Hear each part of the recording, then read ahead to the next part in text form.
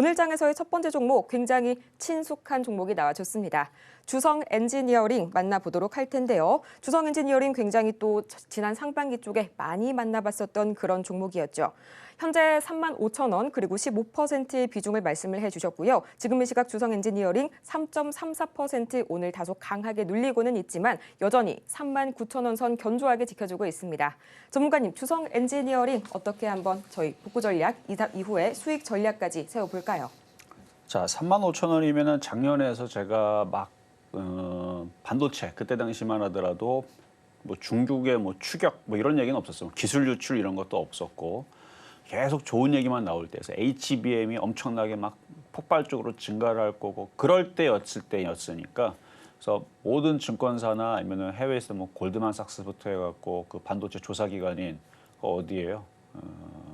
하여튼 그 기관들도 좋은 얘기 막 뿜어낼 때 그래서 그때 삼성전자는 원래 저는 삼성전자 무거워서 좀 싫어했고 삼성전자보다는 하이닉스가 나은데 하이닉스보다 더 좋은 종목이 있다. 그게 바로 주성 엔지니어링이다. 라는 얘기를 하면서 그때 당시 뭐 35,000원, 34,000원 뭐 그쪽에서 많이 얘기했을 때 아마 그때 사셨던 분인 것 같기도 해요. 자, 그럼 그거에 맞춰서 제가 상담해 드릴게요. 최근에도 상담 올라왔던 종목인데 자, 주가가 그때 당시 물렸지만 역시 강하고 외국인들 기관들이 많이 샀고 강했던 종목이라서 조정을 받았을지언정 얘만 빠지지 않았죠. 얘만 빠지면 억울했을 텐데 작년 7월 달서부터 작년 12월 달까지 주성 엔진뿐만 아니라 우리나라의 웬만한 애들이 싹 다 빠졌습니다. 뭐 작년 얼마 안 됐으니까 여러분들 다 기억하실 거예요. 다 빠졌어요. 근데 다 빠져도 얘는 주도주급이었기 때문에 역시 살아 올라왔죠. 그러니까 이런 것 때문에 주도주를 해야 되는 이유가 이런 이유입니다. 그 업종의 대표주 주도주급들은 살아 올라와요. 그러니까 삼성전자, 하이닉스도 혹시나 물론 하이닉스는 물린 사람은 거의 없겠지만 삼성전자 물린 사람들도 시간이 지나면 그 주도주의 힘은 그런 겁니다. 언젠가 우리나라 시장이 초상승장이 언젠간 찾아오겠죠. 여러분들을 생애를 마지막으로 보기 전까지는 분명히 한번 올 겁니다. 아무리 못해도 우리나라 시장이 아무리 안 움직여도 10년에 한 번, 20년에 한 번 큰 상승 한 번씩 와요. 어쨌든 그거는 그거고 삼성전자를 계속 좋아하는 건 아닙니다. 그러니까 주도주의 힘이 그런 거란 얘기예요. 업종의 주도주 1등 종목이라는 건 흔들려도 이런 힘이 있다라는 겁니다. 자, 근데 그건 그거고 그래서 물렸다가 지금 올라왔죠. 근데 지금 시장이 막 수급이 엄청나게 좋아지는 시장이 아니기 때문에 제가 매매를 해야 된다. 우리나라 시장은 장기 투자가 맞지 않습니다. 매매를 해야 됩니다. 그래서 올해도 매매 시장이다라고 계속 얘기를 하고 있는 거는 어느 정도 올라가면 팔아주는 게 맞다라는 거예요. 그래서 이거 올라왔잖아요. 어렵지 않아요. 이렇게 보면 움직이는 거 보면 상승 N자, 매도죠. 그리고 요렇게 N자도 여기도 N자도 그러니까 N자 줄 때마다 떨어지죠.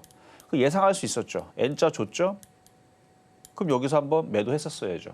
아마 제가 최근 상담에 여기도 상담이 올라올 때에서도 절반 정도는 매도하고 조정 시 다시 매수하자라고 얘기했을 겁니다. 혹시 그분이었다면 잘 매도했다면 그때 그분이 비중이 30%였었나? 잘 모르겠는데 그분이었다면 잘하신 거고요. 그분이 아니라 그러면 매도 한번 했었어야 되는 거고 이제 조정받으면 한 60일선 부근으로 내려오면 딱 매수 가격이네요. 35,000원 정도 내려오면 다시 재매수가 되고 또 올라오면 매도를 하고 또 내려오면 다시 재매수를 하고 이렇게 매매를 하셔야 버틸 수가 있습니다. 안 그러면은 이게 내려왔다가 저점이 깰 때 손절도 못하고 판 게 없어서 추가 매수도 못하고 물리는 수가 있으니까 그래서 다시 뭐 다음 주에 만약에 미국 시장이 관세 문제들이 어느 정도 무마가 돼서 일본 시장 반등 주고 우리나라 시장도 반등 주고 올라오면 한번 매도 타이밍을 잡으세요. N자형을 주면 매도했다가 조정받으면 다시 사고 그렇게 해서 비중을 줄인 만약에 지금 갖고 있는 비중을 줄인 상태에서 버틸 거라면 가져가도 되는데 매매가 유리합니다. 계속 가져가면 뭐 최근에 지금 종목들 떨어지는 것처럼 이 흐름이 정상이에요. 매매 시장은 계속 안 올라갑니다. 계속 올라가면 상승장이죠. 계속 올라가면 주식 얼마나 쉬운데요. 그냥 계속 밀어 넣으면 돼요. 불안할 것도 없습니다. 계속 밀어 넣으면 돈을 계속 늘어나니까. 근데 지금 매매장은 최근에 1월달, 2월달 올라갔다가 지금 3월달에 어느 순간부터 지금 2주 때 조정받죠. 이런 흐름들이 자주 나옵니다. 그러니까 내려오면 샀다가 올라오면 팔았다가 요거를 좀 자주 습관화하면서 절반이라도 매매하시는 거 추천드리겠습니다. 다음으로 만나볼 저희 종목 흥하해운 기다리고 있네요. 2,290원에 10%. 지금 이 시각 흥하해운 주가 흐름 보자면 1,651원 0.6% 눌리고 있습니다. 참 조선주들 제가 한 가지 더 이제 약간 걱정이 되는 부분이 대차 잔고 비율에 있어서도 조선주가 상당히 상위에 포함되어 있거든요. 전문가님, 이런 경우에서 우리가 공매도 재개 이후에 흥하해운 흐름까지 어떻게 봐주실까요? 자, 해운주들, 조선주는 많이 갔어요. 그 해운주가 이제 나중에는 순환매가 나올 수 있는 테마로 많이 거론은 되죠. 거론은 되는데 아직 강하지 않으니까 뭐 많이 빠졌어요. 지금 많이 빠져 있는 상황이고 2,290원. 자, 차트를 보면 이건 버텨야 되는 자리입니다. 언젠가 올라가겠죠. 언젠가. 예전에 이럴 때가 있었어요. 삼성중공업도. 제가 여기 서울경제에서 삼성중공업을 여러분들한테 추천했다 그랬죠. 추천하자마자 저는 바닥인 것 같아서 아니 업황이 호황하고 뭐 좋아진다는 얘기가 있었어요. 그래갖고 제가 이때 2021년도에 여러분들한테 이거 바닥이니까 바닥 돌리기 시작했으니까 이 봐봐 여기 넘어갔잖아요. 넘어갔죠. 바닥을 돌렸으니까 횡보한다면 저는 그래서 한 2021년도 하반기나 2022년도에서 상승할 거를 예상을 해서 여러분들한테 이걸 추천했는데 추천하자마자 갑자기 감자를 맞고 뭐였죠? 감자 유상증자 맞고 감자 맞고 두 개를 동시에 맞으면서 잠깐 급락했다가 뭐 2달도 안 돼가지고 다시 또 급등 나와갖고 수익으로 바뀌어서 일단은 그런 유상증자나 감자가 있으면 좀 시간이 오래 걸리니까 일단 수익 실현을 했다가 장기 투자하는 분들만 가져가죠. 왜냐면 업황이 돌았기 때문에. 왜냐면 차트가 저는 바닥에 있는 종목을 좋아합니다. 삼성중공업이 그때 당시 이렇게 바닥에 있었잖아요. 이게 더 이상 어딜 빠지냐고요. 업황 돌았대는데. 뭐 운인지수라든지 무슨 여러 가지 이제 조선업들이 이제 돌았다는 신호들이 막 나오게 되면 그럼 시간이 지나면 이렇게 올라간단 말이에요. 그래서 올라왔죠. 결국은 제 얘기대로 시간이 지나니까 저는 해운주도 그렇게 보거든요. 그러니까 지금 당장은 어려운 얘기, 안 좋은 얘기 막 나오고 이때 당시 조선주들도 그랬듯이 이거는 버텨야 되는 자리입니다. 많이 빠졌죠. 많이 빠졌기 때문에 이거는 버티는 자리가 맞고 일단 이것도 넘어가긴 넘어갔는데 좀 약하게 넘어갔어요. 아주 세게 넘어간 건 아니에요. 여기 고점에서 이렇게 추세를 그으면 넘어가긴 넘어갔는데 여기서 강하게 이렇게 들어주는 느낌은 없고 옆으로 횡보하는 느낌인데 버티세요. 2,000원 올라오면 다시 질문 주시고 거기서 손절하는 거 아닙니다. 길게 보세요. 그리고 가끔 가다가 또 중동에서 또 이상한 얘기 나오면서 또 해운 또 막히고 또 뭐 우미 가격도 올라가고 그러면은 지난번처럼 그때 그래서 여기 올라간 거 아닙니까? 인간 역사에서 또 전쟁과 또 그런 이제 대립과 뭐 이런 부분들의 사건들은 언제 벌어질지는 모르잖아요. 앞으로 없을 일들은 아닐 거고. 그러면은 이제 또 무슨 얘기가 또 나오게 되면 또 어느 순간 또 올라갈 거니까 그때까지 잘 참고 길게 보세요. 고매도 때문에 겁먹어갖고 이 바닥에서 던지지 마시고 길게 보시라 라는 말씀 드리겠습니다.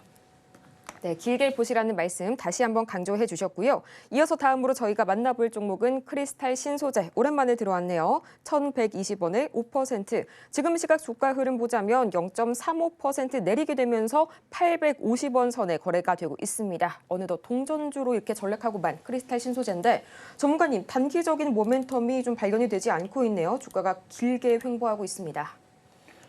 자, 이게 이제 과거 이제 그래핀 관련주로 해가지고 움직였던 앤들인데 일단 중국 기업이고 그래서 저는 중국 기업들을 좀 싫어하는 이유가 이게 좀 불확실성이에요. 그러니까 불확실해요. 그러니까 실적이라든지 그 이슈들이 그래서 과거서부터 중국 관련주들이 상패를 맞는 경우들이 좀 잦았습니다. 그리고 막 실적이 좋다라 그랬는데 막상 보니까 어느 날 갑자기 실적이 너무 안 좋아갖고 상패를 당한 경우도 이게 뭐 한두 번이 아니기 때문에 기사화된 내용들도 많이 있어요, 과거에. 저는 그래서 중국 관련주들 이렇게 급등하게 되면 항상 좀 조심하라라는 말씀을 많이 드리는데 얘도 약간 그런 느낌이 좀 들죠. 지금 계속 떨어지고 있고 뭐 이걸 또 세력들이 또 이걸 매집해가 또 올린다 그러면 뭐 할 말은 없지만 저는 중국 기업들은 좀 조심해야 되는 그런 부분들을 좀 말씀드리고 싶고, 그러니까 지금 단기 순이익은 이렇게 적자가 아니라서 상패에 당할 위험이 없잖아요. 근데 과거에 제가 그런 경우를 봤기 때문에 그래요. 이러고 있다가 어느 날 갑자기 적자가 돼요. 그러니까 중국 기업들이 이게 진짜 실적이 좋은지 안 좋은지 가서 열어봐야 되는데 그거를 하기가 좀 왜 우리나라 기업이 아니다 보니까 그게 어렵다고 합니다. 그걸 어렵다고 하니까 그러니까. 저는 그래서 중국 기업들 실적 나오는 것들을 잘 안 믿어줘요. 잘 안 믿어주는데, 근데 얘는 뭐 나온 것만 보면 상패 위험은 없죠. 근데 차트는 굉장히 좀 위험해 보이니까 물타기는 조심하시고 1,120원 그러니까 많이 빠졌으니까 뭐 반등 주면은 그 정도까지 한 세력들이 생각이 있으면 금방 올리겠죠. 저는 중국 기업들은 웬만하면 좀 피해서 매매를 하시라고 말씀드리고 싶네요. 그러니까 정말 작게 단타 치는 거는 괜찮은데 왜냐면 이렇게 강하게 움직이기도 해요. 중국 기업이 다 나쁘다는 건 아니고 가는데 예전부터 그런 사건들을 많이 제가 보다 보니까 제가 기억하는 거는 몇 개 돼요. 인터넷에서 검색해 보시면 중국 기업 상패 이렇게 사례들을 보게 되면 상당히 많습니다. 생각보다. 그러니까 그런 거를 봐서도 저는 중국 기업은 좀 피하셔라. 그래서 이거 반등 좀만 주면은 그렇죠. 뭐 실적도 아직은 뭐 감사 시간 다 끝났고 뭐 상패 위험은 당장은 안 나올 거니까 1,000원, 뭐 1,100원 이렇게 올라오게 되면 그때는 좀 안전하게 다른 쪽으로 교체를 저는 말씀드리고 싶습니다.